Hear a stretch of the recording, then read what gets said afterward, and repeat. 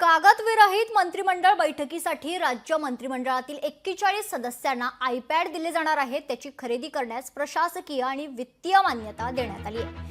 1,16,65,000 रुपये खर्च करून 50 आयपॅड आणि इतर संलग्न साहित्याची खरेदी केली जाणार आहे। सामान्य प्रशासन विभागाने बुधवारी याबाबतचा शासन निर्णय जारी केलाय। आयपॅड तर असलं पाहिजे, मंत्र्यांच्याकडे अपडेट असलं पाहिजे, आधुनिक तंत्रज्ञानाचा वापर केला पाहिजे। त्यात काही फार खर्च होतो असं मी मानत नाही। आणि एसटीच्या कर्मचाऱ्यांना पगार आणि आयपॅड मंत्र्यांचा यावर काही फार आता मला तरी गरज वाटत नाही, कारण ही गरज आहे, ही नीड आहे। आता कामाचा निपटारा करण्यासाठी ती दिली गेली पाहिजे आणि त्यासाठी एसटी कर्मचाऱ्यांचे पगार रोखणं हे लोकशाही मराठी ऐका, पहा, जागरूक रहा।